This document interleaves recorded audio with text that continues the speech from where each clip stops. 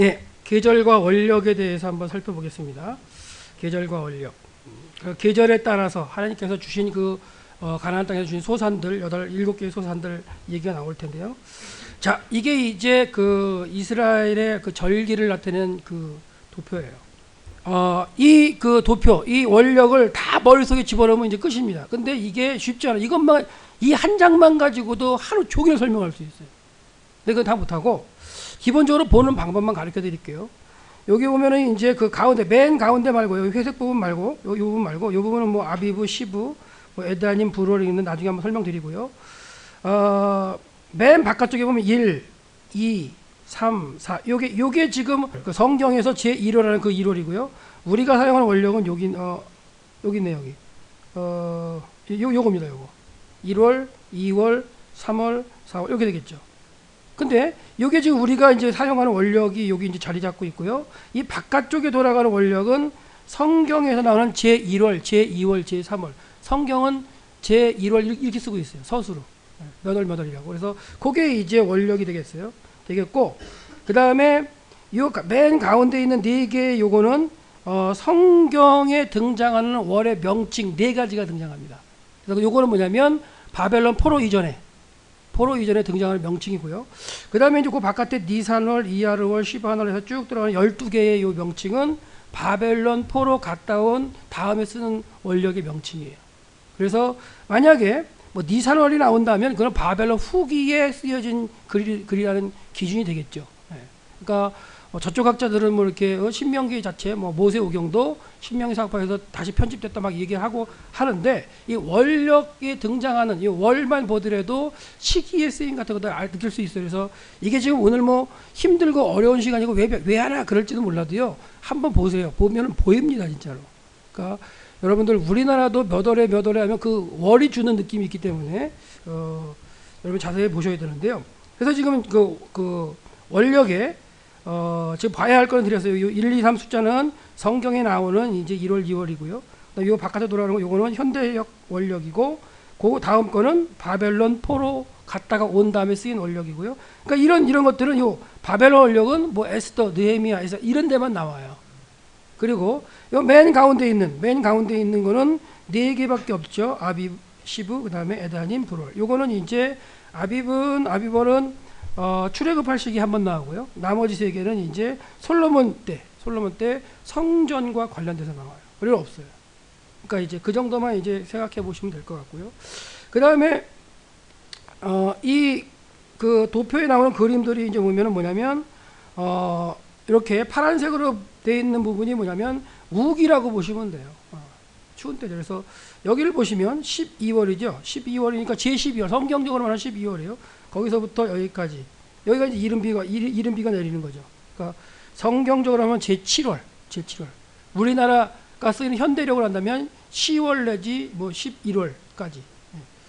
이런 식으로 해서 이제 이쪽 파트가 이제 우기, 비가 내리는 때라, 여기 보면 이른비가 내린다고 되어 있어요. 그래서 이른비는 초막절 마지막 날 오는 게 이상적으로 생각했다.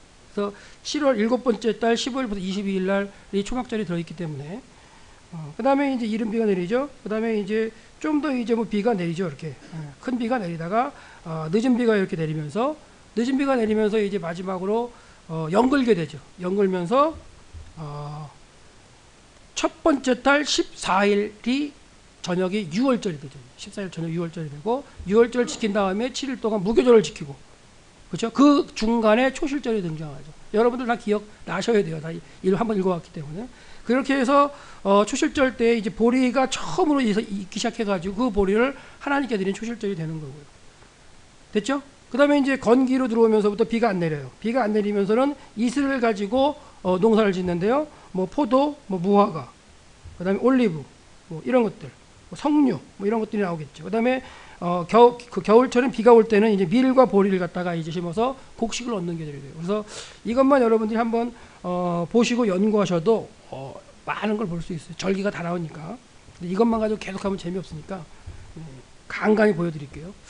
자, 그래서 성경의 원력의 시작은 하나님이 이스라엘 백성의 원력을 바꾸면서 시작을 해요. 애굽에서 430년을 살았어요.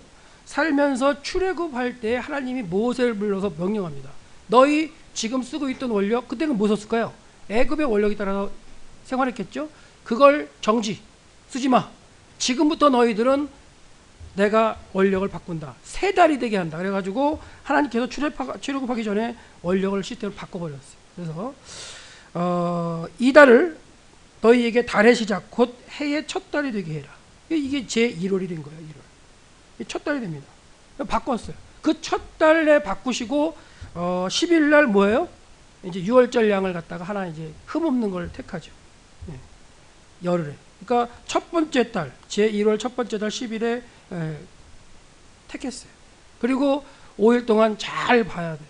흠이 있나 없나 제 관절. 그 다음에 해질 때 열 나흘 날, 열 나흘 날까지 간직했다가 해질 때 잡아야 돼요. 그러니까 1월 14일 오후에 이제 잡게 되겠죠.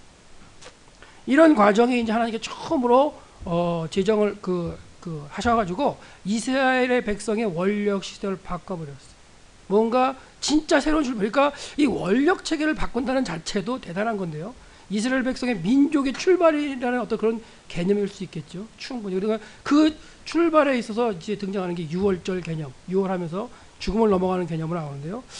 저는 조심스럽다고 분명히 말씀드렸어요. 이거 제 사견입니다. 조심스럽게 제 사견인데.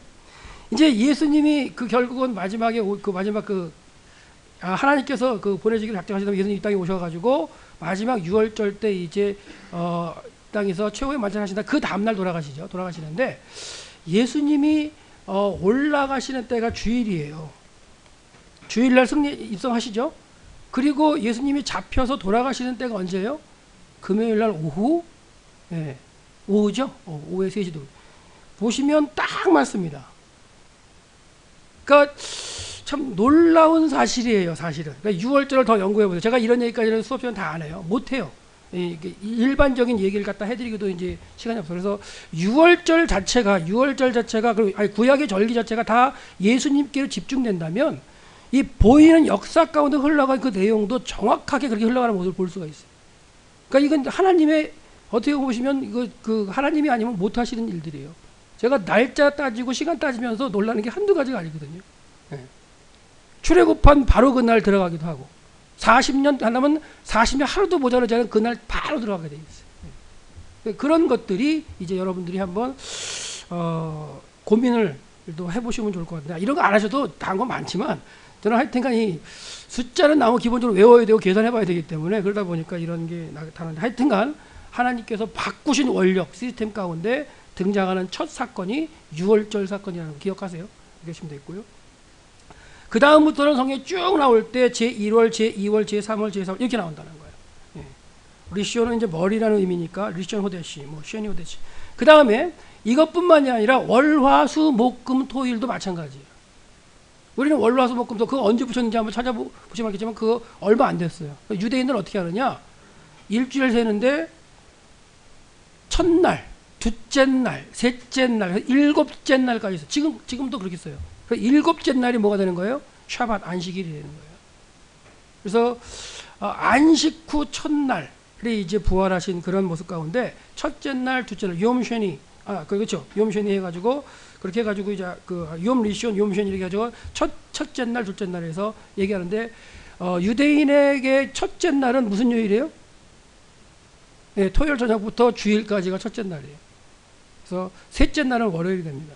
이런 것들이 이제 여러분들이 고민을 하시면서 성경을 읽을 때 성경 당시 때는 월화수목금틀이 없었어요. 그러니까 그런 걸 이제 여러분이 생각하면서 읽으셔야 됩니다. 그러시면 나중에 이제 신약할 때도 사흘 되던 날에 이것도 이제 논란이 많은 표현이에요. 그 요한복음 2장에 사흘 되던 날에 그 사흘 되는 날도 세 번째 날이라는 의미가 있어요. 그것도 어떻게 본다면 이렇게 세 번째 날이면 이제 유대인의 개념과는 월요일 저녁이 될 수 있지 않느냐 이런 조심스럽게 이제 해보는 건데요. 그런 것처럼 서술 표현으로서 이렇게 표현되어 있다는 걸 한번 생각하시면 되겠고요. 다시 나왔지만 그래서 이게 이제 두 번째, 세 번째 이렇게 된다는 거예요. 근데 아까 말씀드린 대로 아부월, 그 다음에 시부월, 에다님월, 부월, 그 네 가지가 특징적으로 이제 성경에 이제 나옵니다. 제1월, 2월 말고 특별 명칭이겠죠. 그래서 이제 아비벌이라는 게 나와요. 아비벌. 요거는 이제 제1월을 표현하는 걸로 이제 등장하는데 아비벌이라는 것 자체, 아비브라는 것 자체가 뭐냐면 푸른 이삭이에요. 푸른 이삭, 곡식의 이삭, 푸른 이삭.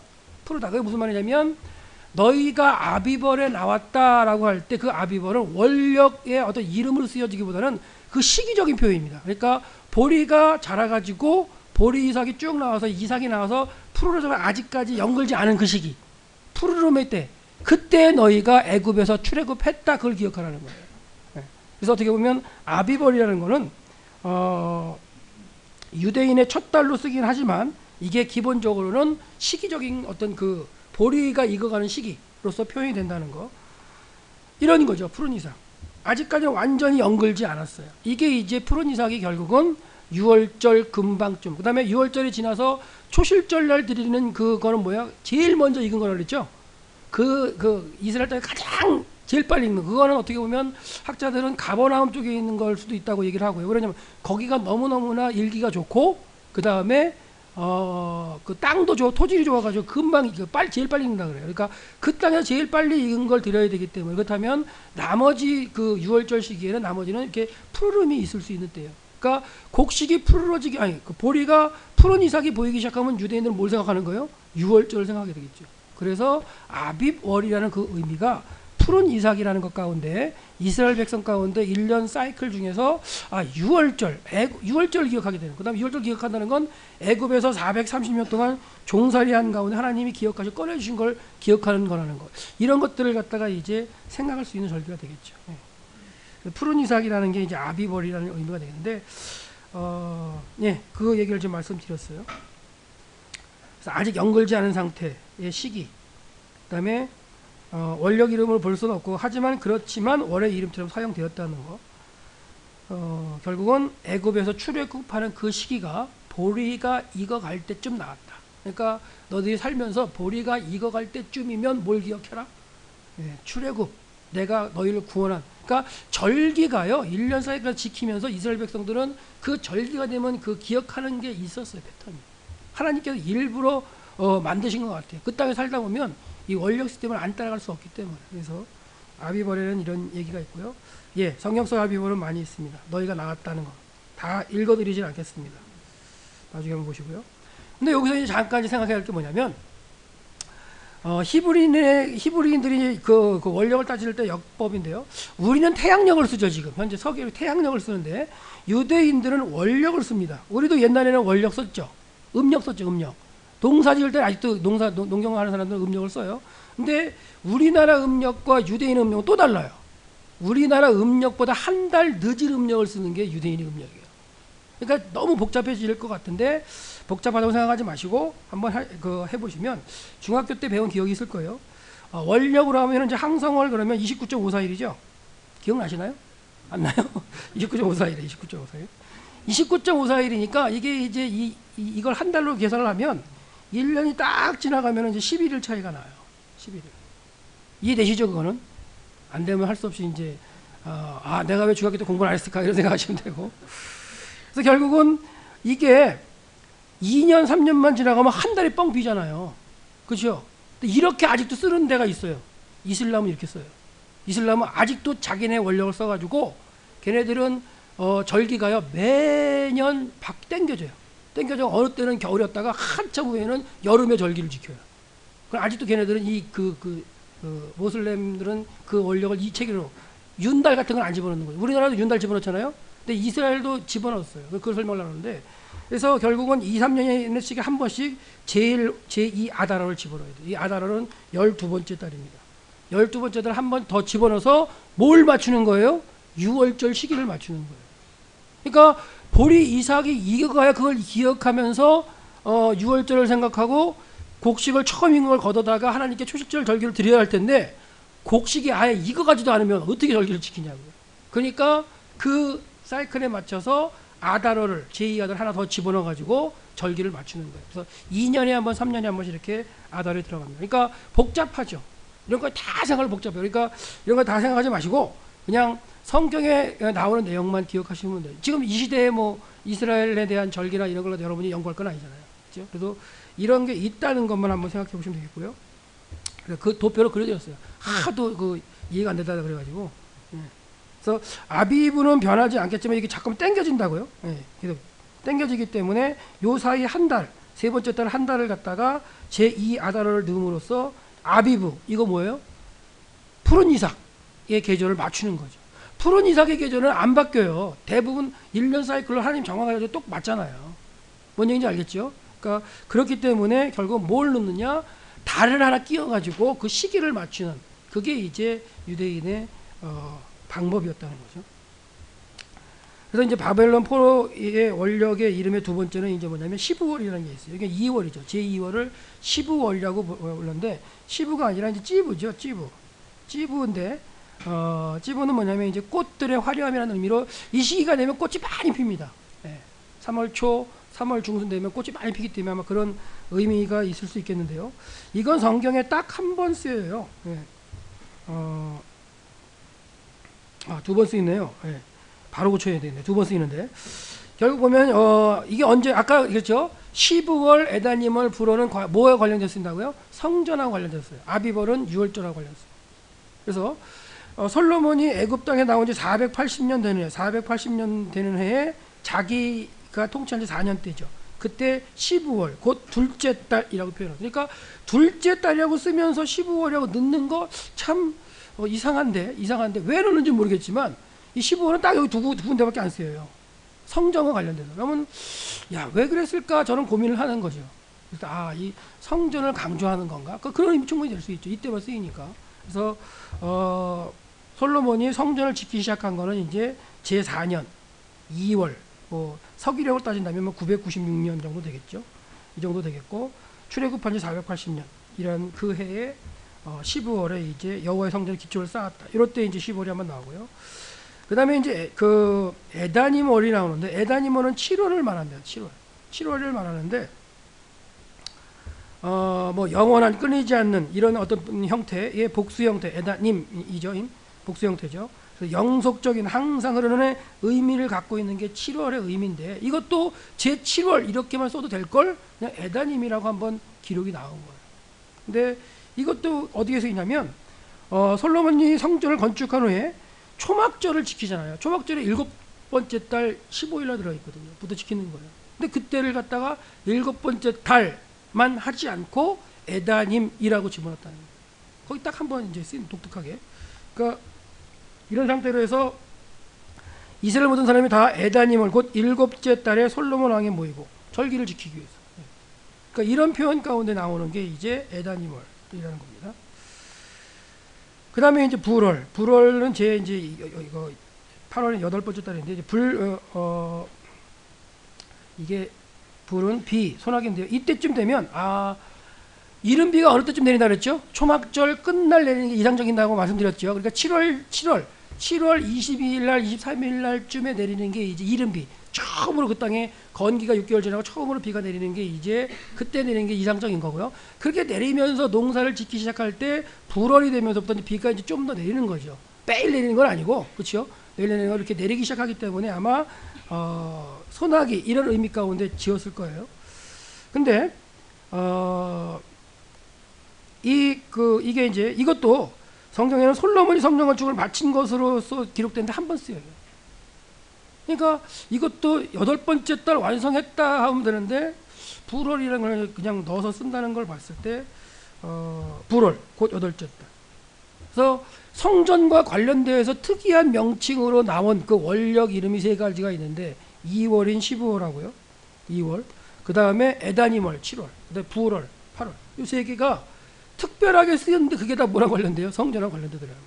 그래서 아직 이게 왜 이러느냐에 대해서는 그 설명을 그 연구는 더 이상 안 했지만 하여튼간 성경에 나타난 그 형태를 좀 보여드린 거예요. 여러분이 한번 연구해 보실 분 연구해 보세요. 그래서 특별히 언급된 원력 이름 네 가지 중에 아비벌은 뭐에 관련된다고요? 출애굽과 관련되고 6월절과 관련돼서 했다는 걸 생각하시면 되겠고요. 그 다음에 15월 에다님을 불어는 성전 건축과 관련돼서 연관돼 기록됐어요. 여기까지는 제가 이제 확실하게 성경 근거를 가지고 말씀드릴 수 있고요. 이게 왜 그러냐면 또 이제 연구가 들어가야 되는 거예요. 아직은 거기까지는 안 했습니다. 그래서 결국은 이제 이 그 성전 건축과 관련된다면 제가 그래서 하다가 이제 또 이제 그 뭐 지나가면서 이제 또 찾아봤죠. 구절을 읽다 보니까 480년 4년 12월 쭉 둘째 달에 시작해가지고 하다면서 성전을 시작했다고 나오고요. 그다음에 11째 해 부월 8째 달 그 설교와 식양대로 다 끝났으니 솔로몬이 7년 동안 성전을 건축했다 이렇게 나와요. 자, 솔로몬이 성전 건축한 기간이 얼마예요? 7년이에요? 7년 맞아요? 이렇게 물으시면 또 이제 에이? 그러지 또 성경 보면 7년이라고 나오는데 예, 그러면서 자 4년 12월입니다. 10월 4년 2월이죠. 계산하기 편하게 2월이고요. 11년 8월입니다. 불월입니다. 자 얼마 동안 건축했죠? 예? 계산해 보세요. 계산 안 돼요? 7년 6개월 7년 6개월 그럼 7년 6개월이면 유대인들은 몇 년이라고 해야 정상인 거예요? 그래서 8년. 그 지난번에 한번 숫자 세려만 가르쳐 줬잖아요. 8년이라고 해야 되는데 정상인데 왜 7년이에요? 성경이 틀렸네요. 틀렸죠? 이렇게 생각되면 또 연구를 해야 되는 거예요. 말이 안 맞잖아요. 그래서 또 연구하는 거예요. 그러니까 그래서 연구하는 거예요. 이상하다. 기본적으로 숫자를 따지다 보니까 이 7년 6개월의 정상인데 왜 7년이라고 그랬지? 학자들이 연구해보면 유대인들 하루만 해도 한 달이고 한 달만 해도 1년이라고 그러는데 왜 7년이라고 해서 이거 8년 돼야 되는데? 틀렸나? 원문 찾아보고 원문은 7년이에요. 야 이거 뭘까? 그래서 이제 또 이러니까 이제 복잡해지는 거죠. 그래서 또 연구를 하다 보면 답이 다 나와요. 7년 6개월 아닙니다. 자 7년 6개월이라고 생각해가지고 야 이제 7년 6개월 나왔죠? 뭐라고 생각해가지고 7년 6개월이라고 생각해가지고 성경에 이제 그런 걸 이제 많이 생각하죠. 이거랑 같은 그 비슷한 게 뭐 있어? 그래서 7년 6개월 딱 찾아보면 다윗이 헤브를 통치한 기간이 7년 6개월이에요. 뭐 그거랑 이제 또 이제 짜맞춰가지고 뭐 끌어내려고 연구하려고 이렇게 생각하시면 좀 이제 고민이 되는 거죠. 왜 7년 6개월 아니니까. 근데 이제 그렇게도 생각하면서 연구를 해봤었어요. 근데 이제 결국 도출을 못했는데 7년 6개월이 이제 다윗이 이제 헤브를 통치한 기간 7년 6개월이라는 거가 있어가지고 그걸 연구를 하다가 이게 아니구나는 것 같더니 아는 게 뭐냐면 이스라엘 백성들이 원력 체계를 쓰면서 왕국 시대 들어오면서 원력 체계의 어떤 쓰는 기간이 틀려요. 무슨 말이냐? 왕국 시대에 들어와가지고 솔로몬은요, 자기 통치한 해를 갖다 1년을 7번째 달부터 7번째 달까지를 1년으로 봤어요. 7번째 달. 그리고 이렇게 하다가 남북으로 갈려져가지고 북이스라엘은 우리 이거 싫어해가지고 1월부터 1월까지 쓰는 걸 이제 썼어요. 근데 솔로몬이 건축할 때는 이때이기 때문에 자, 제 7월부터 7월까지로 한번 생각해 볼게요. 자, 그래서 이거는 뭐 좀 복잡한데요. 무주기년 직기년까지는 안 하고요. 그러니까 유다는 7월부터 7월을 1년으로 계산했다는 거. 이것만 머릿속에 드세요. 그럼 7월부터 7월을 1년으로 생각하면 어떻게 나오냐면 자 보세요. 여기 7월이 있습니다. 7월 여기서부터 한 바퀴 뺑 돌아서 여기까지 와야 1년이에요. 뭔 말인지 알겠죠? 네, 이렇게 1년이에요. 근데 아까 성전을 건축한 건 언제냐면 2월 달에 건축을 하죠. 그래서 어디에 맞춰요? 8월에 맞춰요. 그러니까 여기서 건축했습니다. 이렇게 해서 쭉 돌아오면 요만큼이 1년이 되는 거예요. 요만큼 1년이 돼가지고 결국 나중에 따져보시면 정확하게 6년 6개월 건축하는 게 맞아요. 그렇기 때문에 6년 6개월이면 7년이라고 표현이 되죠. 그래서 아까는 7년이라고 하는 거고 정확한 성전 건축 기간은 6년 6개월이에요. 정확하게 그 원력 시스템에 의해서 따진다. 그러니까 이런 것까지 따져야 의미는 없겠지만 그래도 한번 정확하게 한번 계산해 보는 건 한번 괜찮을 것 같아서 이 사람이 왜 7년이라고 그랬지? 8년인 것 같은데?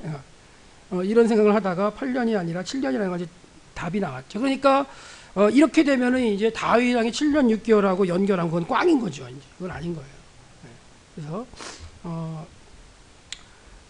원력이나 이런 것들을 갖다 여러분들이 보시면서 성경에 많은 구절이 나와요. 제가 드린 그 한글 파일에 거기에 구절 총 다 제가 작업한 게 다 들어 있습니다. 그래서 1월 달에 어떤 사건이 있고 2월 달에 어떤 이런 것들 그다음에 아비브 뭐 에다님 시부 에다님 불 이거에 관련된 거 다 통틀어서 정리해서 드렸기 때문에 여러분들 그걸 가지고 한번 보시면 되겠고요. 자, 그렇게 해서 이제 본다면 이제 아비벌은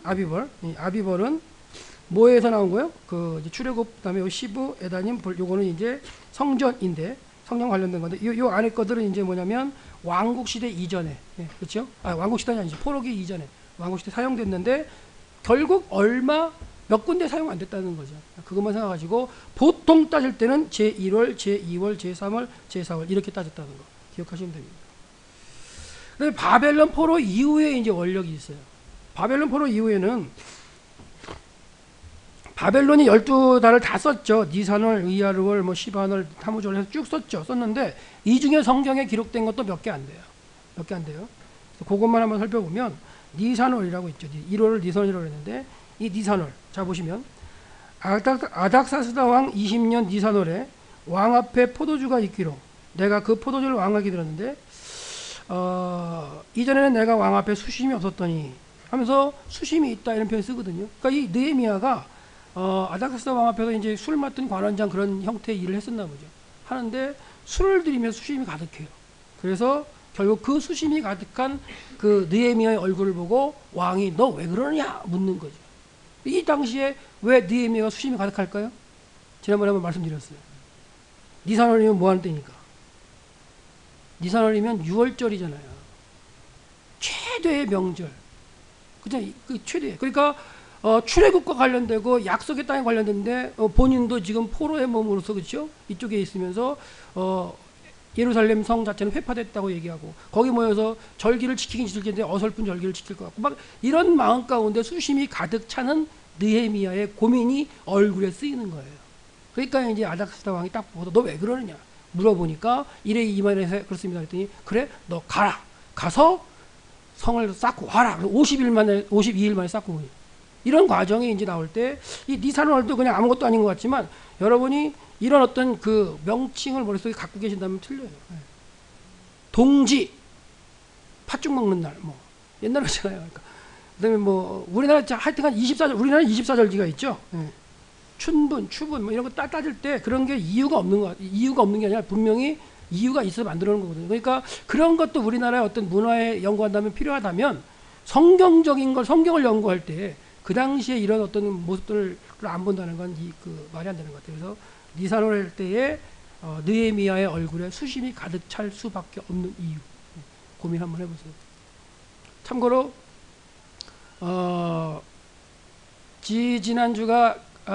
지난주가 그 부활절이었죠. 요번 주가 이제 일주일 지났는데 이번 주 그 주일날 제 청년의 설교가 제목이 뭐냐면 늦었지만 확실한 고백이에요. 늦었지만 정확한 고백. 무슨 설명을 했냐면 부활한 지 8일 만에 늦게 예수님 만난 사람이 누구예요? 도마지어예요. 8일 만에 딱 그날 만난 걸 그날 딱 설교를 했어요. 그 무슨 의미가 있느냐 그럴지 몰라도 예수님이 부활하신 다음에 우리는 부활절로 끝나는 경향이 많아요. 근데 부활하신 이후 40일 동안 이 땅에 계시면서 믿음으로 반응하지 못했던 그들을 다 믿음을 회복시키신 다음에 올라가시잖아요.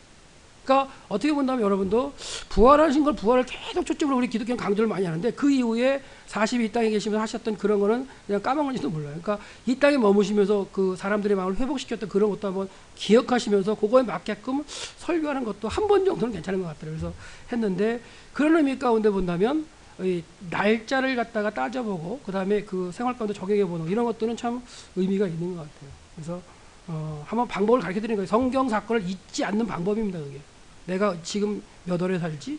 그러려면 이제 핸드폰에 유대 원력 체계가 있는 달력도 갖고 다니면 편하죠. 그러면 볼 수 있어요. 그래서 이렇게 니산월 이럴 때에 성경에 등장했던 그런 모습을 아주 그냥 생소하지 않나요? 니산월 그러면 생소하지만 앞으로 생소하시면 안 됩니다. 많이 보셔가지고 니산월이 뭔가 보셔서 그 사건들을 기억할 수 있으면 좋을 것 같아요. 그 다음에 이제 그 부림절 이건 에스더에 나오는 거죠. 이제 하만과 관련돼 가지고 했을 때 니산월에 제비를 뽑아 가지고 아달월 13일 날 유대인들을 다 죽이기로 이제 제비가 이제 뽑아 가지고 결정된 거예요. 그러면 죽이기로 한 때까지 얼마의 기간이 있는 거예요? 11개월이 있는 거죠. 그렇죠. 11개월. 내지는 12개월. 그런 게 이제 생각하려면 이제 이런 표현들도 이해를 하실 수 있어야 되고 이게 왜 그러느냐? 126도에 그 당시에 엄청나게 이 그 페르시아 제국이 컸기 때문에 이만큼의 기간을 두고서 완전히 멸하려고 그냥 방이 안 들어가는 곳이 없도록 그냥 126대 모든 곳에 방이 다 들어가게 하게 한 하만의 계략이죠. 한 달 두고도 다 죽일 수도 있지만 그게 아니죠. 유대인들은 싹실을 말려야 하려고 했던 게 하만의 계략이었어요. 그렇기 때문에 11개월의 기간을 두고 온 동네 방, 그리고 번역까지 하죠. 그 쓰는 백성들의 그 언어로 번역까지 해서 다 붙이고 해라. 그런 장면들이 이제 이렇게 나오는 장면인데, 그때도 니산월과 아달월 이렇게 표현이 될 수가 있고요. 그다음에 이하르, 시바누, 타무즈, 아부월, 엘루롤 나오고요. 이런 것들은 다 없어요. 성경에는 안 나와요. 그다음에 엘루롤에 대한 건 하나 있죠. 52일 만에 엘루롤 25일에 느헤미가 성벽 공사를 완성을 했다. 이런 것들. 그렇다면 이게 바로 그에 갔을 가능성도 있다는 건 생각하셔야 돼요. 아까 언제 생각했습니까? 니산월에 수심이 가득했죠. 네, 쭉 옵니다. 와가지고 이제 예루살렘에 6월 달에 이제 해가 하는데 52일 동안 성벽을 완성을 했으니까 충분히 가능한 시간이죠.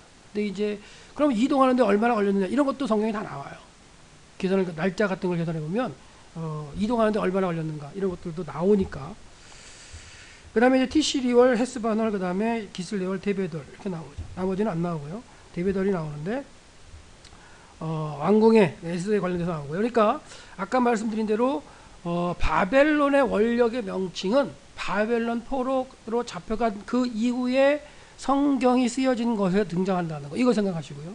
그 다음에 아까 아빕, 그 다음에 시부, 그 다음에 에다님, 불, 이거는 그 전의 내용들이 기록되기 때문에 그런 것. 그 다음에 이제 이런 것 있죠. 뭐 10월 대별 이렇게 이제 같이 쓰면 아마 편집 비평 얘기하는 사람들은 이것도 편집됐다고 얘기해야 될 것 같아요. 제가 볼 때는. 다 이렇게 10월 쓰는데 요것만 이렇게 더 쓰면 이거 후대에 편집됐다 이렇게 얘기해야 될 거 아닐까요? 그렇게는 얘기 안 하는 것 같아요. 그렇죠? 그러니까 이거는, 그러니까 제가 얘기하는 건 뭐냐면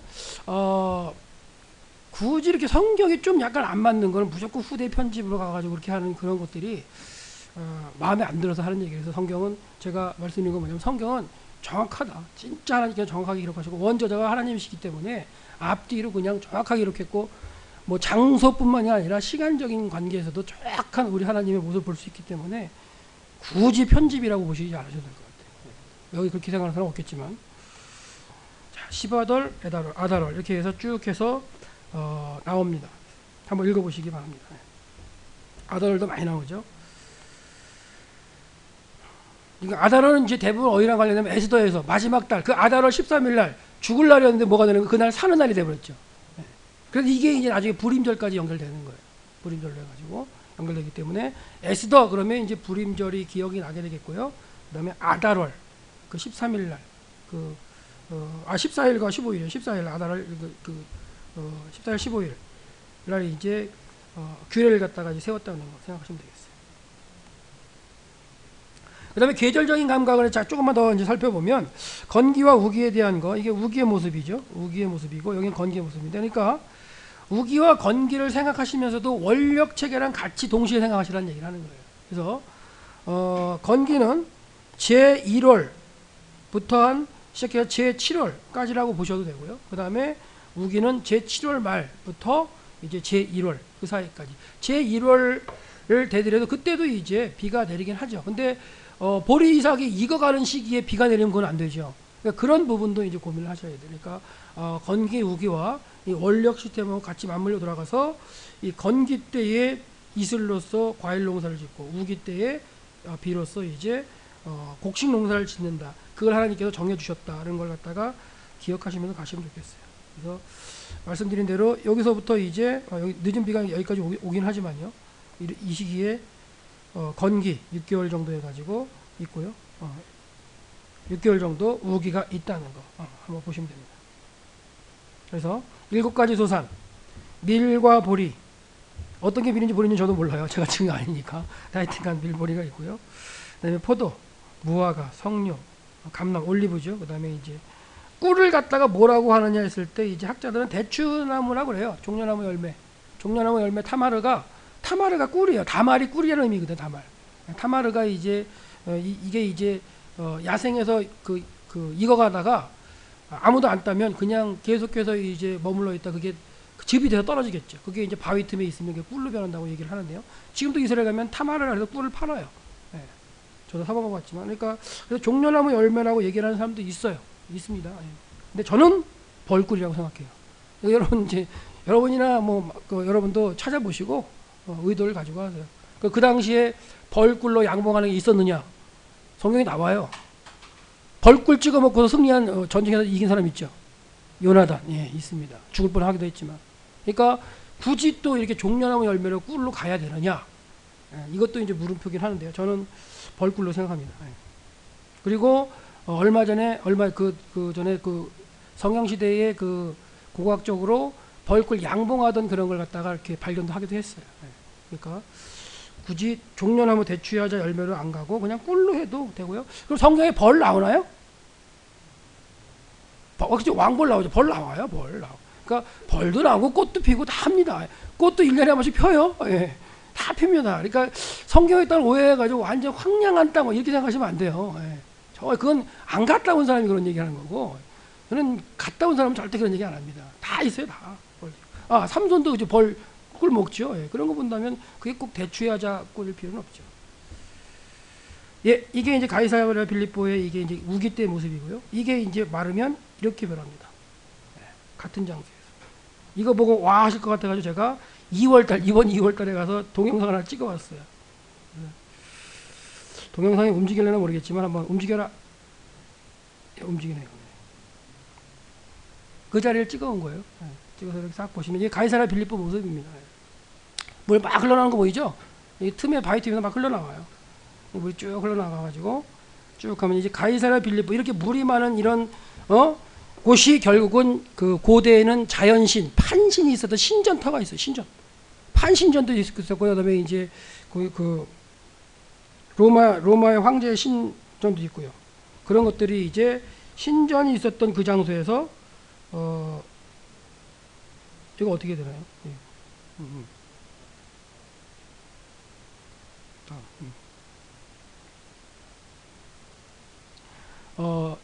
이게 지금 가이사랴 빌립보의 모습이거든요. 이 가이사랴 빌립보 모습인데 여기에 보면 이제 판신전터도 있고요. 온갖 양염소 신전도 있고 신전터예요, 신전.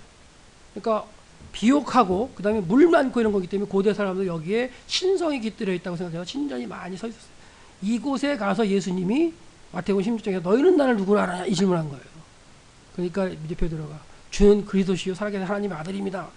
사람 보고 신의 아들이라 고백할 수 있는 그런 어떤 예수님 참 짓궂으시지 않나요? 네. 완전히 신전터로 들려가지고 신과에 관련되어 있는 장소에 묻는 거예요. 근데 그 당시에는 황제를 신으로 생각했었고요. 신의 아들이라는 개념 자체가 예수님이 질문하시는 대답과 이 베드로의 대답에 단어적으로는 맞죠. 하나님의 아들이라고 고백했으니까. 근데 어떤 질의 내용에서는 좀 차이가 날 수도 몰라요.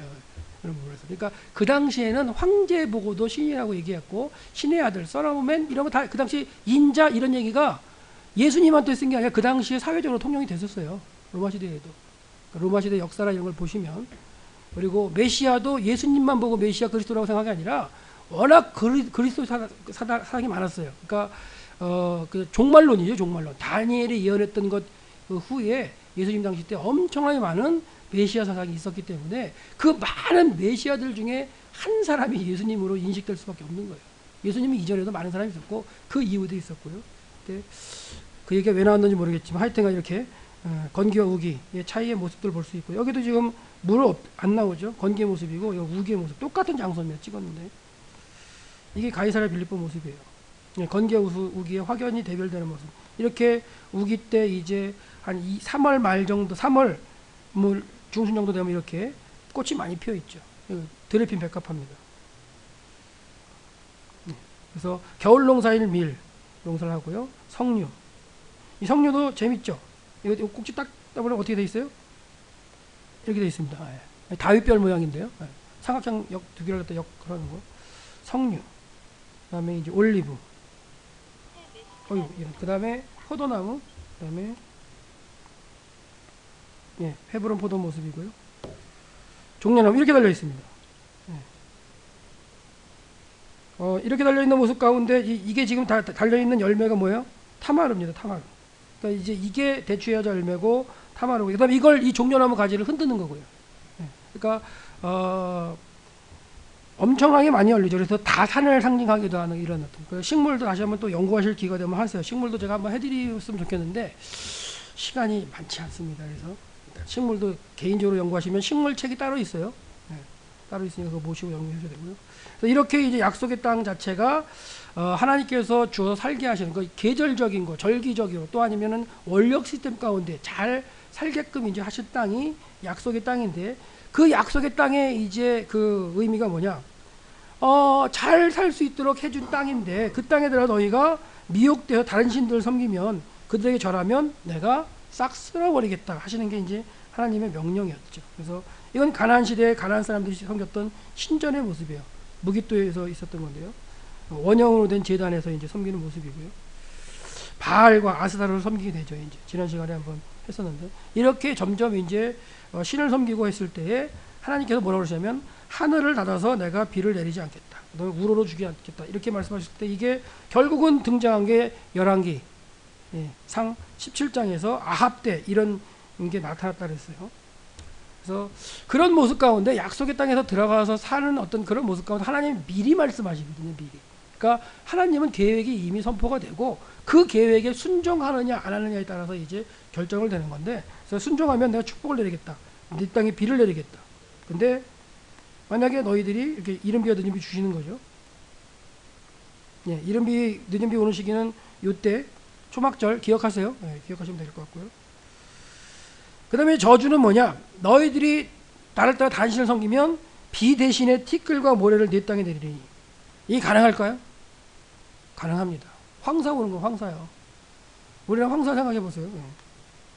자, 티끌과 비를 이게 내리신다고요. 모래바람의 불문이 엄청납니다. 저희 동영상 하나 들려도 안 나오는데, 이번 2월 달에 가서도 딱 보는데 모래바람이 불어가지고 도로 위에 쫙 깔리는 모습을 볼 수가 있어요. 그리고 이 모래바람이 한번 불면 차도 못 다녀요. 제가 3년 전인가 갔을 때 이스라엘 가가지고 이제 그때가 저기다, 총신대 3학년들이랑 같이 이제 갔을 때인데요. 우리 갑자기 까먹었네. 교수님 이름 까먹었네. 그때 같이 가셨던 교수님 문명 교수님. 문명 교수님 하도 이제 저녁에는 같이 나가고 싶어 하시더라고요. 그러니까 어디를 잠깐 저희가 이제 예루살렘 나가가지고 이제 돌아다녔어요. 근데 딱 돌아다녔는데 저녁에 보니까 막 몰려와요. 막 이게 막 밤에 하얀 게 막 몰려와요. 그래서 막 집 들어왔는데, 그리고 나서 이제 딱 넘어가는데, 이스라엘 이집트 넘어가 다시 돌아오는 그런 과정에서 딱 봤는데요. 도로가 저희들보다 하루 먼저 넘어간 사람들은 도로가 완전히 모래로 갇혀가지고 차가 못 다녔답니다. 그걸 다 도로 밖으로 치운 거예요. 그러니까 가면서 보니까 옆에 그냥 모래가 쌓인 걸 볼 수 있어요. 그 정도로 본다면 이런 하나님의 말씀 이해가 되겠죠. 체험하는 거예요. 그러니까 내가 그걸 체험하겠다고 내 앞에서 쌓이면 안 되죠. 비행기 못 타니까. 근데 이제 그런 걸 이제 살짝 경험한 다음에 이제 결과가 있고 옆에 쌓인 걸 보니까 이거는 대단한 거죠. 그러니까 하나님이 말씀하실 때 신앙적으로 너희를 살면 내가 비를 적당할 때 적절히 주겠지만, 그렇지 않는다면 내가 모래를 주겠다는 그런 말씀은 정확한 거예요. 모래바람이 일어나는 때거든요. 그래서 비 대신 티끌과 모래로 내 땅에 내리겠다. 이런 거는 그 땅에 살아본 사람만이 느끼는 거죠. 여러분 한번 가실 때가 된다면 기도하세요. 이런 거 만나게 해달라고. 이런 거 만나면 이제 꽝입니다. 이제 일정은 꽝돼요. 이제 완전히 경험만 하고 박살 납니다. 그러니까 이제 다 경험하고 이제 남들이 했던 거 이렇게 경험하면 이제 들어서 그렇지 하고 이제 증거만 보면 되잖아요. 도로 바깥에 모래 쫙 서 있으면 당연히 그런 거 아니에요. 예, 우기 때 모습입니다. 우기 때 기온 여기 여러분 참조하시고요. 비가 오는 지역도 이렇게 표현되어 있죠. 예. 비가 많이 내리는 지역, 이런 지역 보시면 있어요. 비가 내리는 지역. 기온이네요. 아닙니다. 이건 기온입니다. 죄송합니다. 기온 모습이고요. 비가 아니고 기온입니다. 이거는 이제 그 건기 때 평균 기온 해가지고 더운 데가 어딘가요? 더운 데가 빨간 데가 더운 데기 때문에 이 부분이 더운 거죠. 이 부분이 뭐냐면 아라바입니다. 아라바는 땅 자체가 낮은 땅이기 때문에 공기가 올라갈 때는 몇 도씩 내려가요? 0.5도씩. 몰라요? 그게 제가 비를 딱 뿌리고 나면 건조한 공기가 내려오면서 100m 내려올 때마다 몇 도씩 올라가요? 1도씩. 다 중학교 때 배우는 건데. 그래서 이렇게 쫙 바람이 왔다가 이 계곡을 지나면서는 산을 올라오면 0.5도, 0.5도씩 그 내려갔다가 내려갈 때 1도씩 내려가니까 마이너스 400m 지점이란 말이에요. 그러니까 엄청난 온도 차이가 나겠죠. 기본적으로. 그래서 여리고 이런 지역 가면 여름에 뭐 40도, 42, 43도 막 쭉쭉 올라가죠. 그냥 사우나 하는 거예요. 건식 사우나, 습식 사우나 아니고 건식 사우나. 습도가 없으니까. 그래서 딱 그 정도 돼도 피부에서 막 땀이 막 흘러야 되는데 전혀 안 흘러요. 그냥 증발돼 버리니까. 그러니까 그렇게 증발이 되니까 땀이 좀 흘러야 내가 좀 땀이 흐르는가 물 좀 마셔야죠. 물을 마시는데 땀이 안 흐르는 상태에서 수분이 빠져나갑니다. 그럼 어떻게 될까요? 좀 가면 2% 부족하면 그냥 가는 거예요. 그러니까 그 땅에 가서는 이제 수시로 물을 보충해야 되니까 내가 목마르다는 몸에서 못 느껴도 마셔야 되는 거예요. 의도적으로. 그래야 이제 유지가 되는 그런 땅에 살던 사람들의 모습인데요. 하여튼간 이런 어떤 기온적인 거, 하여튼간 이런 것들도 여러분들이 한번 계절 감각을 가지고 생각하세요. 근데 이런 계절도 절기라 한다면, 자, 제1월에 뭐가 있었어요? 6월절이 있어요. 뒤에 다시 한번 하겠지만, 그 다음에 이때로부터 6월절 있고, 요때 중간에 초실절 있죠. 초실절이 이제 바로 있고, 이 다음부터 49일 따라가서 뭐가 돼요? 그게? 이게 77절입니다. 77절. 77절이면서 이제 신약시대에 들어오면 오순절로 바뀌죠. 그 다음에 쭉 가다가 이 6개월 후에, 제1월부터 6개월 후에 7월, 제7월에, 7월, 그렇죠. 제7월에. 초막절이니까. 그러면 이 기간이 다 뭐예요? 건기 동안에 있는, 거의 건기 동안에 있는 거예요. 왜 이런 얘기를 하느냐? 아무리 덥고 건기라고 할지라도 예루살렘으로 다 가야 돼요. 예루살렘으로. 예루살렘 가서 성전에 가서 하나님 얼굴 보여야 되니까. 솔로몬이 성전을 진 이후로는 하나님 정하셨거든요. 너희들이 내가 있는 곳에서 얼굴을 보여라 그랬기 때문에. 그러니까 더워도 가요. 아무리 더워도 가야 되는 거예요. 그러니까 그런 모습들 가운데에 유대 광야를 지나면서, 그 다음에 하나님께 찬양하는 시편의 120편부터 135편 찬양하면서, 그 어떤 초막절 올라가면서는 뭐예요? 이때 하나님께 물을 주셔야 되는데, 그런 걸 막 마음속에 간절히 하면서 건기의 끝자락에 막 절기를 지키려면서 하나님이 또 비를 주다, 그런 걸 생각하면서 올라가는 그런 느낌들을 가지고 성경을 읽으셔야 된다니까요. 네. 그럼 성경 보면 틀리죠, 진짜로. 그러니까 그들의 삶의 모습에 그런 모습이 다 있어요. 산으로 올라가는, 광야를 지나가면서 이렇게 메마른 광야지만 분명히 하나님이 이번 초막절 절기를 지키고 내려올 때, 돌아갈 때 하나님이 그 비를 주시고, 그럼 어느 상태에서 이게 아까 본 것처럼 초록의 물결로 풀이 나가지고 덮이겠지. 그런 어떤 하나님에 대한 은혜를 간구하면서 이제 절기를 지키러 올라가는 그런 모습들이 건기 때 이제 주로, 건기의 시작부터 건기의 마지막까지 이제 절기가 있는 거예요. 예, 이런 이제 유대 산지를 지나면서 예루살렘을 가겠죠. 건기의 모습입니다. 이런 걸 지나가야 돼요. 우기 때의 모습이고요. 그래서 구름이 이제 여기 지중해, 성경엔 대로 나옵니다. 대로 나오는데, 여기서 구름이 만들어지면 이게 서쪽으로 해서 이게 동쪽으로 이동해 가겠죠. 이렇게. 그래서 편서풍, 중위도 지방이기 때문에 편서풍이 흘러가게 돼서 분명히 이제 이게 비가, 이 구름이 만들어지면 내려가면서 그 해안 평지대에 비를 내리겠죠. 그다음에 쉐펠라 지역에 비를 내리겠고요. 유대 산지에 비를 내리고, 여기 넘어가면서 이제 정상 부분부터 비를 안 나는 거, 여기가 이제 뭐냐면 비가 안 내리는, 거의 안 내리는 지역이 되겠죠. 이런 식으로 해서 구름이 이제 이동하면서 비를 내리는 모습. 근데 이런 것도 나와요. 높은 구름은 비를 안 뿌리고 지나가죠. 그러니까 농부가 이제 그 씨를 뿌리려고 기도를 하죠, 하나님. 근데 구름이 너무 높게 발생하니까 비를 안 뿌리고 지나가요. 그런 것도 성경에 나와요. 그 슬픔에 대해서. 그 먹구름이 싹 지나가는데 비를 안 뿌리고 가. 황당하죠. 네, 진짜. 그러니까 하나님께서 이렇게 계절적인 거, 뭐 비, 뭐 바람, 이런 걸 가지고 그들의 삶의 모습 가운데 다른 신을 섬기느냐 안 섬기느냐를 갖다 평가하시면서 징계를 내리시는 도구로 사용하시는 그런 모습들이 나타났어요. 그 다음에 이제 연평균 강수량인데요. 강수량 모습도 보시면 파란색으로 가고, 이쪽은 레바논 산지니까요. 레바논 산이고 헐몬산, 여기 헐몬이에요. 헐몬산 2814m인데요. 높죠. 그러니까 여기는 당연히 이제 강수량이 많죠. 겨울에도 눈이 많이 쌓이고. 근데 이스라엘 지역을 본다면 비가 많이 내리는 지역은 여기 갈멜산, 사마리아 산지, 그 예루살렘하고 헤브론, 이 정도 높은 지역만 이제 비가 정도 내리죠. 그 다음에 비가 아예 그냥 거의 안 내리는 지역, 이 지역, 그렇죠? 아라바, 네게브.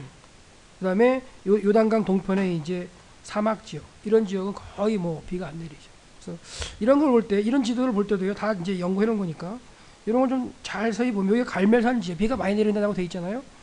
그 갈멜산지를 가보면 이제 여기 하이파라고 나오는데, 여기 하이파가 있고 요 부분이 600mm가 내리는 거니까 요 부분이 갈멜산지예요. 사마리아 산지고, 그다음에 이제 예루살렘이니까 유대 산지 이렇게 되겠는데, 그러니까 높은 곳에는 그래도 비가 내린다는 얘기를 하고 있는 거예요. 근데 이 갈멜의 그 모습입니다. 풍요의 대명사 갈멜산. 이것과 관련돼서 성경이 뭐라고 나오냐면, 그가 이르되 여호와께 시온에서부터 부르짖으시며 예루살렘부터 소리를 내시니 목자의 초장이 마르고 갈멜산 꼭대기가 마르르다. 이 의미가 뭐겠어요? 이제 갈멜산은 사시사철 푸르름의 대명사인 그 땅인데, 갈멜산 꼭대기가 마른다는 건 재앙을 통해서 완전히 싹 마른다는 의미 가운데 하나의 표현일 거예요. 그래서 그런 모습이 아모스 1장 2장은 완전 재앙에 대한 거잖아요. 주변 나라, 그러니까 북이스라엘 중심으로 해서 다메섹, 에돔, 그다음에 모압, 암몬, 저 위쪽으로 가서 시리아, 수리아, 그다음에 남유다, 블레셋, 이 주변의 지역을 갖다 망하게 하는 하나님의 징계했을 때 등장하는 모습 가운데 처음에 이제 9절에 갈멜산 꼭대기가 마르리라. 이 갈멜산은 그 메시지를 받는, 아모스의 메시지를 받는 북이스라엘에 있었던 산이에요. 그러니까 그렇게 쭉 1, 2장에서 설명을 하면서 외치면서 그 모습을 갖다가 보는데요. 그것도 참 지리적으로 보면 재밌어요. 한번 설교했나요, 제가? 생각난 걸 하고 가야죠. 그래서 지금은 원래 안 하는 거지만 이렇게 생각났을 때는 하고 가는 게 정상인 것 같아요. 그래서 이스라엘 땅 이렇게 보면 제 기억을 한번 더듬어 볼게요. 이렇게 있으면 이제 북이스라엘 얘기인데요. 맨 처음에 두로 시돈 얘기하죠. 그 다음에 반대편으로 와가지고 여기 뭐 하냐면 에돔 얘기하고요, 모압, 암몬 얘기하고 올라가서 다메섹 얘기하죠. 그 다음에 블레셋 얘기하죠. 그 다음에 남유다 얘기합니다. 그 다음에 북이스라엘 얘기해요. 그러니까 점점점 어떻게 돼요? 사이드에서 쫙 조여오죠. 1장부터 2장까지 흘러가는 게 이렇게 흘러가요. 쫙 흘러가다가 야, 얘네를 망한다. 오, 땡큐. 여기 망한다. 땡큐. 자기의 다 적국들이 다 하나님께 망하게 하신다는 거예요. 그 다음에 남유다도 망하게 하신다고 표현을 나와요. 와, 하나님 최고로. 근데 그 다음부터는 완전히 북이스라엘 멸망에 대한 얘기를 쫙 진행하죠. 아모스. 그 모습이 이제 아모스 선지자가 외치는 어떤 형태 중에 나오는 거예요. 이렇게 연구하는 거요 쉽지 않아요. 한 번 하는 것만 30초에 끝내지만 이게 정리해드리는 거 쉽지 않은 겁니다, 이거. 근데 이게 한번 그 정리하셔가지고 지리적인 광고 딱 한번 들어가면 그게 잘 안 잊어버리니까. 그래서 이제 그런 패턴으로 계속 이제 그 아모스가 등장하는데, 아모스의 갈멜산 꼭대기가 마른다는 이런 표현도 등장한다는 거. 그 다음에 계절풍과 동풍에서 겨울에는 북서풍이 붑니다. 여름엔 남서풍. 그래서 북서쪽을 생각하시면 뭐가 있는 것 같아요? 북서쪽이면 지중해잖아요, 바다. 그러니까 바다 쪽에서 바람이 부르니까 이제 습기를 가진, 비가 내릴 수 있는. 그럼 여름에는 남서쪽에서 바람이 불어요. 그럼 네겝 쪽에서 쭉 부는 거예요. 네겝 쪽에서 사막에서 부는 거예요. 그러니까 이제 뭐냐면 건조한 바람이 불고, 그다음에 동쪽에서 분다. 동쪽은 아까 사막이었어요. 그렇죠? 요르단 그 동편 지역에. 거기서 동풍이 분다. 그러면 동풍은 완전히 건조한 바람이에요. 이 50일 동안 함신이라는 바람이 샥 50일 동안 바람이 불면 싹 말라버리는 바람. 근데 이 바람도 사막 바람도 적당한 때 적절하게 불어준다고 지난번에 말씀드렸어요. 예. 우기의 끝자락에 곡식이 익어갈 때 바람이 한번 쫙 불어 말려주면 타작하기 편해요. 그리고 그것과 더불어 꽃을 필 수 있는, 피우는 그런 시기와 말미암아서 더운 바람이 한번 불어줘야 되고요. 그러니까 이렇게 농사적으로 적당한 때 적절하게 불어주면 가장 좋고 필요한 것들이지만, 이게 시기를 살짝 늦게나 빨리 불면 재앙이라고 했어요. 그걸 가지고 하나님이 이제 말씀하신다고 했고요. 네, 동풍은 재앙으로만 보시면 안 됩니다. 적당한 때 적절하게 불면 하나님의 은혜입니다. 은혜. 자, 이제 그런 걸 가지고 이제 한번 성경에 나타난 계절적인가 이런 걸 갖다 본문을 보죠. 한번 제가 살펴드릴게요. 요거는 뒤에 그 8개 중에 하나 있어요. 하나 있는데, 사무엘상 12장은 이제 백성들이 사울 왕을 구하죠. 왕을 구해서 하나님께서 사울 왕을 주시죠. 사울도 하나님께 주신 거예요. 주시고 이제 네가 잘 내 앞에서 지키면 네 나라가 영원할 것이다. 이렇게 약속하셨는데 사울이 잘못한 거죠. 잘못했는데 그때 얘기해요. 자, 사울이 근데 뭘 또 가지 잘못했냐면, 성경에 특별하게 그 사건은 안 나와요. 안 나오는데 이 기브온 족속들 5 그 도시의 사람들 다 죽여버렸어요. 사울이. 왜 죽였는지 아세요? 성경에 안 나오는데 왜 죽였냐면, 자기의 성읍이 기브아예요. 기브아인데 바로 옆에 가장 좋은 노른자의 땅을 5 그 족속들이 갖고 있어요. 여기는 완전히 도로망도 그렇고 완전히 좋은데, 베냐민 고원지대. 그러니까 눈에 가시였는지도 모르죠. 저것들 말이야 여호수아 때 거짓말해가지고 저까지 살아남은 건데 말이야. 그랬는지는 몰라도 그래서 아마 그 족속을 갖다 못 살리고 아마 쳤던 것 같아요. 근데 그 기브온 족속이 뭐예요? 기도하죠. 막 기도해가지고 그러니까 인형 만들고 막 찌르는지도 몰라요. 그랬는지도 모르지만 그렇게 하니까 이제 하나님께서 그걸 보시고 이제 가뭄을 그렇게 하셨죠. 그러니까 그런 걸 갖다가 이제 쭉 내려가는 것 가운데 이제 처음에 그렇게 사울 얘기가 쭉 진행될 텐데, 자 사울 왕을 일단 구했어요. 사울 왕을 구한 다음에 너희들은 왕을 구하는데 왕을 구한 게 잘못된 거죠. 잘못된 걸 갖다가 이제 길갈에서 이제 사무엘 선지자가 가르치면서 하는 얘기입니다. 보세요. 오늘은 밀베는 때가 아니냐. 밀베는 때 딱 나오면 여러분들은 이제부터는 이제 시기적으로 딱 잡으셔야 돼요. 밀베는 때가 언제예요? 건기 두어 한 달 정도 지난 시기예요. 왜? 보리가 밀보다 3주가 먼저 익어요. 근데 왜 보리를 심느냐? 보릿고기 이런 얘기 알죠? 우리 먹을 게 없으면 이제 보리가 익어야 먹는데 없으면 산에 가서 막 캐먹고 그러잖아요. 그러니까 밀을 갖다가 나오기까지 그 과정까지 그 보리가 먼저 나오니까 3주를 갖다 먼저 이제 재배하는 건데, 그래서 보리를 갖다가 추수를 한 다음에 밀을 벨 때면은 그래도 건기를 들어서 어느 정도 지난 시기예요. 이해되죠? 그 시기. 그러니까 밀 베는 때가 아니야. 이걸 머릿속에 집어넣어야 돼. 내가 여호와께 구하려니 여호와께 우레와 비를 보내서, 그러니까 하나님께 내가 우레와 비를 보내달라고 내가 기도할 거라는 거예요. 너희가 왕을 구한 일, 너희가 여호와의 목전에 죄의 큼을 너희가 알게 할 게다, 이렇게 말씀하시죠. 그래서 구했어요, 하나님께. 그랬더니 하나님께서 그날에 우레와 비를 보내셨어요. 모든 백성이 여호와 앞에 크게 두려워합니다. 이런 것들이 이제 감각적으로 이제 느끼셔야 돼요. 왜 그러느냐? 밀 베는 때는 절대로 우레를 동반한 비가 올 수가 없죠. 이게 말을 하는 날벼락이에요. 5, 6월에 서리가 내는 거고. 그런 개념들이 이제 그들의 삶 가운데 딱 있으니까 오늘은 밀 베는 때가 아니냐. 내가 징조를 구하겠다, 하나님께. 우레 비를 구할 텐데 그 우레와 비가 만약에 있다는 건 너희들이 왕 구한 게 잘못된 것이라는 걸 보여주는 거예요. 그래서 이걸 보고서 백성들이 두려워해가지고 우리가 우리의 모든 죄에 왕을 구하는 죄를 더하였나이다라고 고백을 하는 모습을 볼 수 있어요. 이 얘기 한 번 했죠, 근데 제가 안 했어요? 제가 이걸 경험했잖아요. 터키 간 얘기 안 해드렸나요? 8월달에 터키를 갔어요. 이제 팀 끌고도 갔죠. 그래가지고 이제 꼬냐에서 이고니온에서 쫙 타고서 이제 파묵갈레가 가는데. 한국갈래 쫙 가고 있는데 그때 8월이에요. 8월인데 이제 쭉 가는데 날이 좀 어두워져요. 낮인데 한참 낮인데 어두워지더니 구름이 이제 태양빛이 없어지고 막 그래요. 이상한데 왜 이러지?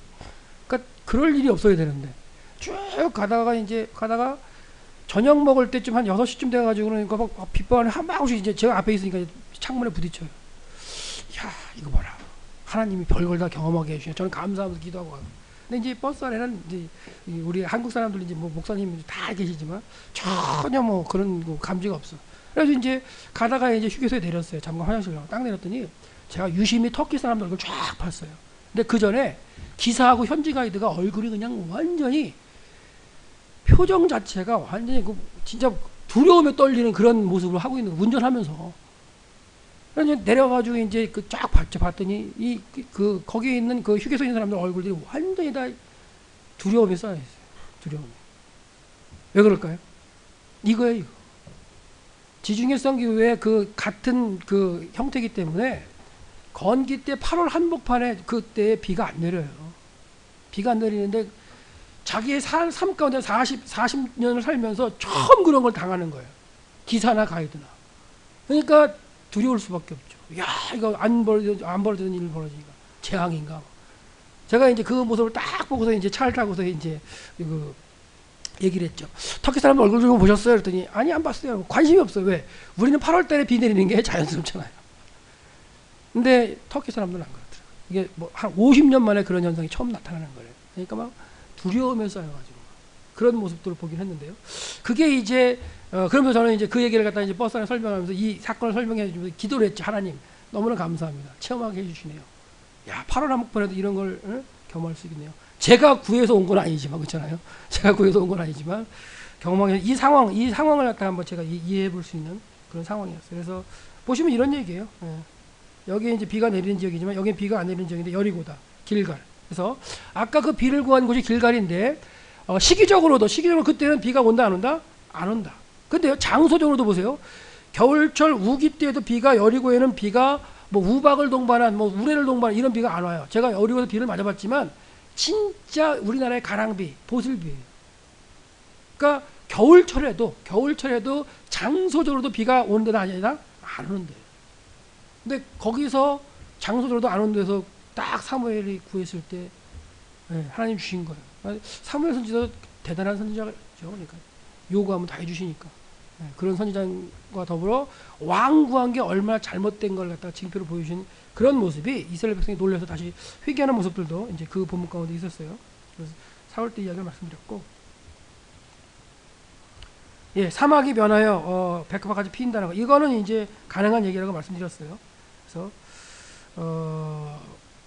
뜨거운 사막이 변하여 못이 된다. 뭐 메마른 사막이 원천이 된다. 여기에 비가 내려서 이렇게 충분히 샘이 나오고 그 다음에 풀과 갈대 부들이 난다. 이런 거는 다 표현이 됩니다. 그래서 이게 시기적으로 건기 때는 싹 말라버리지만 또 우기 때는 또 비가 살짝 내리면 또 그거에 맞게끔 변할 수 있는 거예요. 그래서 광야와 메마른 땅이 백합화가 피어서 그 향내내리라 이런 표현이 나왔을 때 우리 그 생각에는 예수님이 하나님이 나서 그 나라가 되면 그렇게 된다 이렇게 생각하지 않으셔도 됩니다. 1년에 한 번씩 경험하는 거예요. 그 다음에 요 구절 하나죠. 아까 사울 얘기 계속 했는데, 자, 사람이 죽었어요. 죽었을 때에 이제 처리하는 방법인데요. 내 시체가 공중의 모든 새와 들짐승의 밥이 될 것이나 그것들을 쫓을 수가 없겠다. 이 말씀이 뭐냐면 신명기 18장에 하나님의 말씀을 안 듣고 다른 신을 섬겨가지고 그들에게 재앙을 낼 때 모래와 이런 걸 다 주시고 하고 결국 마지막에는 재앙으로 죽어요. 재앙이 아니라 징계로 죽죠. 적군이 쳐들어와서. 죽었을 때 너희 그 죽은 시체를 장사 치러줄 사람이 없는 거예요. 그러니까 성경에는 아무리 나쁜 사람이라도 죽으면 그날 장사를 치러주는 게 정상인데 너희들이 죽었을 때에 쫓아줄 사람도 없고 장사 치러줄 사람도 없는 거예요. 그럼 와서 이제 새들이 와서 파먹고 그러는 거죠. 이렇게 될 것이라는 거예요. 이게 이제 신명기 말씀이니까 이제 예언이죠. 이제 이런 것 가운데 신에 대한 문제인데요. 뭐 잘못해서 나무에 달거나 가짐을 할 때에 밤새도록 두지 말라. 나무에 그날 뭐하라 장사해 주라. 이게 하나님의 말씀이에요. 그래서 나무에 달린 자는 이제 저주를 받았다는 표현 가운데 십자가 나무에 달리는 이런 것도 이제 같이 해서 염두에 두시고요. 지금 그런 걸 생각할 건 아니고요. 자, 여호수아 때에도 왕들을 쳐서 나무에 달아서 죽였어요. 근데 저녁까지 뒀다가 장사 치러주죠. 이건 뭐예요? 적국의 왕이잖아요. 그죠? 적국의 왕이들인데도 하나님께서 명령하신 대로 죽었을 때 뭐 한 거예요? 장사를 치러준 거예요. 자, 근데 이제 다윗 때입니다. 다윗 때. 아까 이제 그 잠깐 이제 사울 얘기 해드렸는데 사울 때 이제 그 기브온 족속 얘기했는데 다윗 때 3년 동안 기근이 있어요. 하나님께 기도해 보니까 하나님 말씀이 뭐라 그러냐면 사울이 피를 흘렸다는 거예요.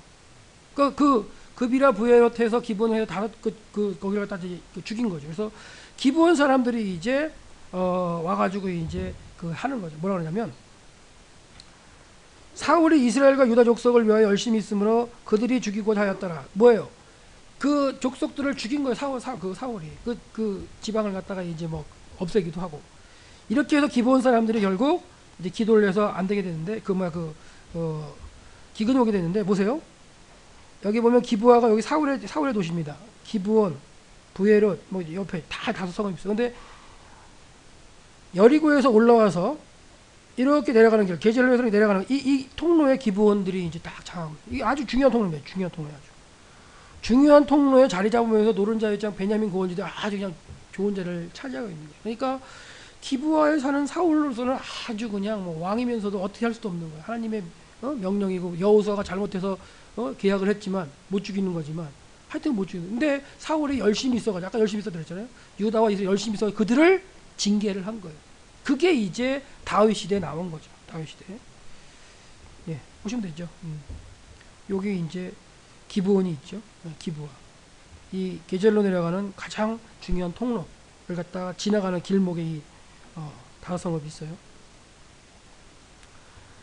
결국 이렇게 해서 이제 다윗이 물었죠. 기브온 족속한테. 그랬더니 이제 기브온 족속이 다 자기 얘기를 다 해요. 자기들이 당했던 서러움 같은 걸 다 얘기하면서 사울의 족속을 자손들을 나한테 줘라. 우리에게 줘라. 그럼 우리가 그 사울의 족속을 죽이고 앞으로는 이제 그런 기도를 안 하겠다.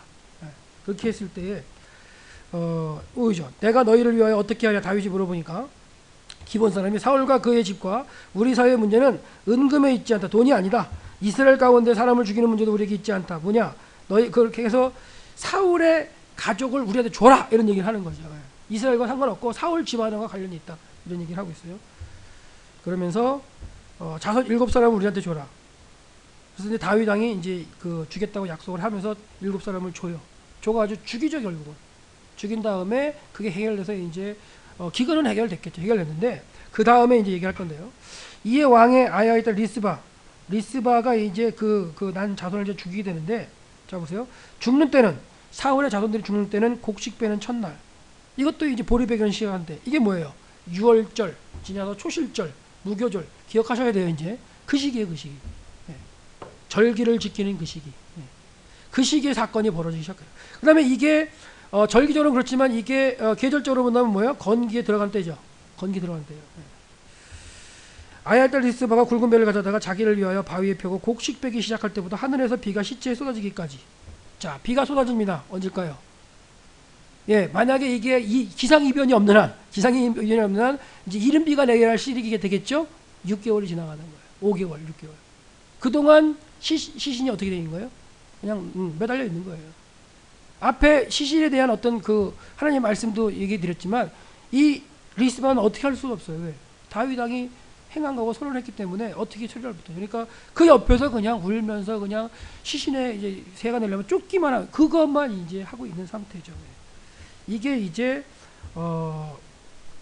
다윗의 귀에 들어갔고 다윗이 이걸 이제 처리해주는 과정이 됐고, 그렇게 해서 다시 뭐 사울의 뼈하고 요나단의 뼈 다 모아다가 이제 다시 그 아버지 기스임의 장사함으로써 이제 편안하게 이제 정리가 되는데, 여기서도 계절적인 감각과 절기가 나타나죠. 충분히 여러분들이 이제 절기 계절 이렇게 보시면서 성경을 보시면서도 이해를 갖다가 좀 더 이렇게 하신다면 좀 더 선명하게 볼 수가 있어요. 리스바의 그 어떤 그 행동이 왜 이렇게 나왔으며, 그다음에 어떻게 보면 그 당시 정치적인 관계죠. 다윗도 어떻게 못하는 거 아닌가요? 다윗도 분명히 기브온 족속에 대한 그걸 들어줘야 되는 거고, 그죠?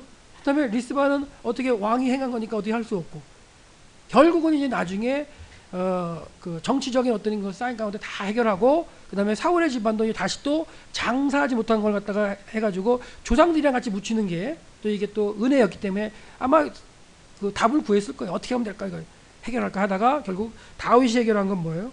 예, 그 사울 왕의 뼈도 딴 데 있고 요나단의 뼈도 딴 데 있었어요. 그렇죠? 길리안 야베스 쪽에 있었으니까 그걸 갖다가 이제 다 뼈를 갖다가 가져다가 기스의 묘에 장사시키면서 조상끼리 조상과의 묘에 이제 함께 묻히게 하는 그런 과정으로 이제 마무리를 시키는 거죠.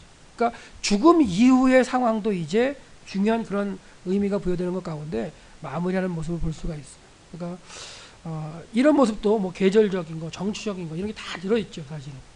근데 삶의 문제 가운데 등장한 내용 사건들이 성경에 기록되어 있는 거기 때문에 이렇게 안 볼 수가 없어요. 그러니까 이 사건들을 보려면 사울 그 전에 있었던 사건들 쫙 생각해야 돼요. 그거 더 올라가면 여호수아 때 사건이 가야 되죠. 그러니까 이런 것들이 시기와 따지면 통으로 이렇게 보기 시작할 수밖에 없는 이유가 여기에 있는 거예요. 그러니까 이 단편적인 이 사건 하나만 가지고는 해결하지 못하죠, 사실. 네. 그래서 리스바가 그 어떤 진짜 자기는 당한 거죠. 자기 입장에 보면 자기 조상이 어떻게든지 모르지만 당한 입장에서 그걸 어떻게 내가 호소하느냐. 그냥 서가지고 장사 못 치르고 그냥 쫓는 거예요. 그냥 새 쫓고 짐승들 가까이 밤에 못하게 하고, 이렇게 여자가 최선의 노력을 했을 때 그게 귀에 들어가고 그 정도 됐으면 기본 사람들도 그들도 이제 어느 정도 이제 되지 않느냐, 그렇게 무마가 되는, 정치적으로 어떻게 보면 다윗이 무마를 시키면서, 그 다음에 또 리스바나 이런 어떤 사울 족속에, 거기 또 이제 베냐민 족속은 또 한참 또 이렇게 뭐라 그럴 거 아니에요. 그러니까 또 그 조상 다윗이 그 사울하고 베냐민 그들의 이제 뼈를 갖다 같이 묻어주는 이런 걸로서 이제 마무리 짓는 모습을 볼 수 있죠. 그러니까 저는 그런 건 정치라고 생각하거든요. 그 당시 정치인 거예요, 제가 볼 때는. 네. 근데 그런 것들도 충분히 볼 수가 있을 것 같아요. 그다음에 이제 그 성경 가운데 눈 올 때 이런 표현이 있어요. 눈 올 때. 성경에 그 약속의 땅에 눈 올까요? 여기 눈 온다 그랬으니까, 그렇죠? 눈 올 때는 표현하니까 눈 옵니다. 예루살렘에서 눈 확 와요. 한참 내렸다가 근데 해만 뜨면 바로 녹죠. 그게 더 위험합니다. 비가 그냥 내려서 그냥 흘러가면 괜찮은데 눈이 왔다 한꺼번에 오면 더 위험하잖아요. 근데 눈 오는 게 나오는데 재밌는 표현 하나 볼게요. 성경에. 자, 눈 올 때 함정에 내려가서 사자를 죽였다. 사자는 어디 사는 짐승인가요? 눈과 관련이 있나요? 초원이고 막 이런 데 살아야 되는데 야 성경에 사자도 나오고 눈 내리고 나오고 이게 오묘한 땅이에요. 진짜 이게 가능합니다. 요단강 계곡지대에 사자가 나와요. 책이 좀 빨리 돌아가야 되겠네요. 끝날 시간 얼마 안 남았는데 아직도 중간밖에 안 갔네요. 그러니까 눈 올 때 함정에 내려가서 이게 이제 요단강 계곡지대에 보면 사자가 살았던 곰이 살았던 그런 표현들 충분히 나옵니다. 그러니까 그 오묘한 땅에 그 두 하나님이 교육하시는 모습을 볼 수가 있어요. 그다음에 헬몬산 모습인데요. 이제 헬몬산이 이스라엘 땅에서 북쪽에서 가장 높은 지역 중에 하나죠. 가장 높은데 스키장이 여기 하나밖에 없어요. 스키장에서 이제 스키 타러 가본 건 아니고 헬몬산 꼭대기 올라가 보겠다고 이제 올라가 봤어요. 겨울에 혼자 아무도 없더라고요. 근데 혼자 쫙 올라갔는데 사람이 아무도 없어요. 눈이 없었을 때 올라갔어요. 그러니까 이제 리프트도 왔다 갔다 안 하더라고요. 그래가지고 이제 할 수 없이 리프트 못 타고 그냥 내려온 적이 있는데 그 다음에는 이제 스키 타러 갈 때 스키 타러 가는데 얘네들은 스키장에 보면 숙박시설이 있어야 되는데 거기 숙박이 하나도 없어요. 꼭대기. 그러니까 아래 마을에 있다가 아침에 막 올라가 차 타고 쫙 올라가 중간에 올라가가지고 차는 파킹해 놓고 버스를 타고 다시 올라가더라고요. 그래가지고 올라가가지고 딱 이제 또 올라가려는데 그때 또 못 올라갔어요. 왜요? 사람이 하도 많아가지고. 결국은 제가 헬몬산을 못 올라가고 내려왔는데 거기 가보면 이렇게 눈이 많이 쌓여요. 그래서 눈이 많이 쌓이고 이 눈이 많이 쌓이는 가운데 이제 한 6월 달까지 눈을 볼 수가 있어요. 그러면 이제 춥잖아요. 춥게 되니까 이 찬 공기가 이제 쭉 이제 이스라엘 그 남쪽으로 내려가면서 시온까지도 이슬을 공급한다는 표현이 나오죠. 그래서 여기 나오시면 헐몬의 이슬이 시온 산들의 내림 같도다. 이런 표현들이 지리적 형상으로도 충분히 가능한 표현들이죠. 근데 이런 표현들이 결국은 나중에 영생이라는 표현으로 이제 표현되기도 하는데 2,814m의 높은 이제 그 헬몬산의 모습에서 유추를 하는 건데요. 자, 질문이 나왔네요. 질문만 나와야 되는데 이 답이 나와가지고 어떻게 이렇게 만들었을까? 성경에 얼음이 나오나요? 나와요? 예. 이 질문만 나와야 되는데 자, 그래서 얼음이 녹으면 물이 검어지면 뭐 이렇게 쭉 나오죠. 얼음이 분명히 있습니다. 이게 뭘 말했냐면 충성된 사자는 마치 추수한 날의 얼음 냉수 같다. 그래서 얼음 냉수. 여러분 추수할 때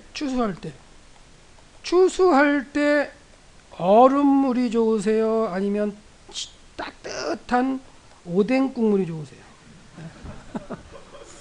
한번 생각해 보세요. 추수할 때 얼음 냉수가 좋을까요? 따뜻한 오뎅 국물이 좋을까요? 얼음이 좋아요? 뜨뜻한 지방에 사셨나? 우리나라 절기로 보면은 좀 약간 좀 쌀쌀해지지 않나요? 그래도 아직 더워요? 덥다면 뭐 얼음 냉수가 맞겠죠. 그러니까 무슨 얘기를 하려면 이 땅은 추수 시기가 뭐다? 건기 때 들어와가지고 완전히 뜨거울 때라는 거예요. 그 뜨거운 시기에 얼음 냉수가 왔다. 이 표현은 이제 더 이상 설명 안 해도 되는 거죠. 그러니까 추수 시기가 우리는 가을에 들어서 추수를 하기 때문에 추수하는 시기를 볼 때 우리는 가을 되면 쌀쌀하고 추워질 그런 걸 생각하시면 안 된다는 거예요. 그쪽 계절은 완전히 더위로 들어가는 건기로 들어가는 한복판에서 추수가 된다는 거. 그래서 추수하는 게 결국은 시원함, 얼음 냉수인데요. 여기서 얼음 냉수라기보다는 눈으로 표현되어 있어요. 그래서 헬몬산에 눈이 남아 있을 수 있습니다. 그럼 이걸 이제 충성된 사자가 있어요. 그럼 이 충성된 사자가 어떻게 해야 되는 거예요? 헬몬산까지 가야 되는 거예요. 한 4월, 5월에 추수를 한다면 6월까지도 제가 눈이 남아있다 했잖아요. 그러니까 이 표현대로 눈을 구워서 시원한 걸 하려면 어떻게 해야 되는 거예요? 그때 뭐 냉장고가 있어요? 뭐가 있어요? 눈이 그 시기에, 추수한 시기에 눈이 있을 곳은 헬몬산이에요. 그럼 쫓아가가지고 눈을 가져다가 추수할 때 갖다 드린, 그렇게까지 할 사람이 있을까요?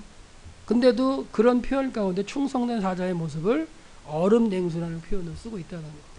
그러니까 그 상황을 생각하면 이건 진짜 힘든 어떤 그런 표현을 쓰는데, 그렇다면 이 충성된 사자라는 것이 진짜 이거는 힘든 일이죠. 진짜 힘든 거예요. 여러분이나 저나 충성된 사자가 되기 위해서 열심히 하는 거 아닌가요? 근데 진짜 되게 힘들다는 거예요. 지금이야 얼음 갖다 주는 거 뭐 정수기에 쑥 나오는 아무것도 아니지만 그 당시로 돌아가면 절대 이거는 쉬운 게 아니에요. 절대 쉬운 게 아닙니다. 그래서 이런 구절 하나라도 한번 생각해 보실 때 지리, 배경, 뭐 계절 다 섞어서 한번 생각해 보면 느낌이 좀 그래도 이제 다를 수가 있고요. 나중에 이런 어떤 그 충성된 사자에 대한 얘기를 할 때 느낌을 좀 표현할 수가 있겠죠, 좀 더.